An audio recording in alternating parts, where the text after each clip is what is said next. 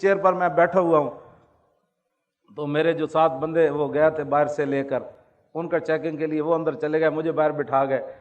تو عورت آئی تو اس نے اس طرح 2 بار دیکھا تو کہنے لگی ان کو کون لایا ہے. ایسے وہ گرم ہوئی، قریب تھا کہ ان کا گریبان کو پکڑ لیتی. تو میں نے کہا بچی بیٹی یہ تو میں حضور کی ناموس کے لیے آیا ہوں یہاں. تو میں نے پولیس والوں کو کہا، میں نے کہا جلدی مجھے اندر لے جاؤ ورنہ یہ عورت تمہیں مارے گی. اب سمجھ آ جائے نا تو پولیس کی وردی پہنے ہوئے بھی سمجھ آ جاتی ہے. کیوں جی؟ مجھ سے ایک لفظ بھی نہ پڑھا ہو تو پھر بھی سمجھ آ جاتی ہے، اور سمجھ نہ آئے تو دورہ حدیث تک پڑھنے کے بعد بھی استاد سمجھ نہیں آتی. یہ تو اپنی اپنی قسمت کی بات ہے نا جناب.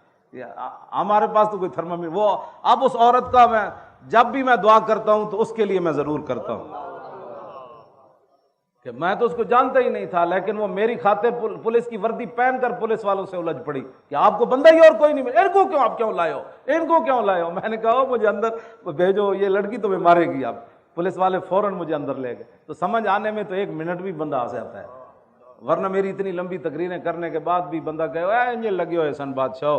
تو اچھا ہوا میں جیلوں میں گیا، گھسیٹا گیا. ان کو پتہ ہے کہ جب ظالم اپنے ظلم پر اتر آتا ہے نا، ظالم ظالم ہی ہوتا ہے. ہاں جی، وہ تاریخ طبری میں امام علی مقام کا خطبہ موجود ہے، آپ محرم میں وہ پورا پڑھ کے سنائیں کہ امام علی مقام کیوں آئے. تو جب آدمی ظلم پر آتا ہے نا تو امام علی مقام نے ان کو فرمایا جانتے ہو میں حسین ابن علی ہوں. تو جب ظلم پر اتر آتا ہے تو وہ کہنے لگے ہم تو آپ کو جانتے ہی نہیں ہیں، آپ کون. ظالم تو ظالم ہی ہوتا ہے نا. وہ تو حسین کو بھی نہیں پہچانتا جن کی شکل و صورت بھی رسول اللہ جیسی تھی. ہاں جی، نہیں کرتے. ہاں ظالم ظالم ہی ہوتے. تو وہ اچھا ہوا مجھے میرے ساتھ جیلوں میں ظلم ہوا، پھر میرے گھر برباد کیا، پھر گھر سے مجھے گھسیٹا، پھر اٹھا کر مجھے گاڑی میں پھینکا جیسے بوری پھینکی جاتی ہے. تو پھر یہ تو شکر کرے خدا کا، اگر یہ ہمارے ساتھ ظلم نہ ہوتے تو یہ تاریخ آگے کیسے بڑھتی. تو پھر اللہ تعالیٰ ان اللہ مع الصابرین نہیں ہے، ہم روئے نہیں نا.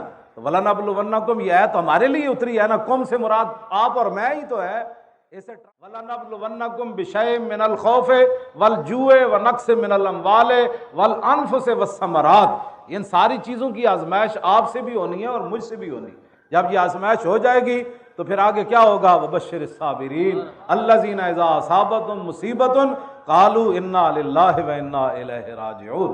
وہ مجھے میں نے نا جتنا بھی انہوں نے مجھے گھسیٹا، پھر وہ آگے پھینکا، وہ میرے سر سے پگڑی بھی اتر گئی تو میں نے وہ اپنی گود میں رکھ لی، ٹوپی میں نے سر میں پہن لی. تو وہ پھر بھی میں ہنس رہا تھا. تو وہ پولیس والے کہنے لگے آپ ہمارے ساتھ مذاق کرتے ہیں. تو میں نے کہا آپ کا میرا مذاق بنتا نہیں ہے. کہنے لگا پھر آپ ہنستے کیوں ہیں؟ تو میں نے کہا اس لیے میں ہنس رہا ہوں کہ جن کو خوش کرنے کے لیے تم نے میرے گھر اتنا تباہی مچائی، مجھے گھسیٹا اور مجھے ایسے پھینک رہے ہو، اور مجھے تم نے گرم چادر بھی نہیں لینے دی. کہا کہ چل مولوی کو لائے چلو، چلو مولوی کو لائے چلو. یہ مولوی ہے؟ ہاں یہ. میں کہا میرا نام خادم حسین. اچھا تو ہے، پکڑو اس کو. وہ تقریباً 70 کے قریب ان کے ایسے گنیں پکڑی ہوئی تھی، وہ میرے گھر میں داخل ہوئے. کہتا آپ کا نام؟ میں کہا خادم حسین. کہتا اچھا پکڑو اس کو، اٹھو. میں نے کہا میں اٹھ نہیں سکتا. کہنے لگا یہ بہانے کرتا ہے، اس کو گھسیٹو. تو مجھے تو میں ہنس رہا تھا. تو وہ کہنے لگے آپ ہنستے کیوں ہیں؟ میں نے کہا جن کو خوش کرنے کے لیے آج جو روتے پھرتے ہیں ہمیں کیوں نکالا؟ کیوں نہیں؟ میں واقعی نہیں رویا، مجھے کیوں گھسیٹا؟ اس لیے میں نے ان کو کہا کہ جن کو خوش کرنے کے لیے تم نے یہ ظلم کیا ہے نا، وہ تمہیں دیکھ نہیں رہے، وہ تو اپنے گھروں میں سوئے ہوئے ہیں، لیکن جن کی خاطر میں گھسیٹا گیا وہ مجھے دیکھ رہے ہیں.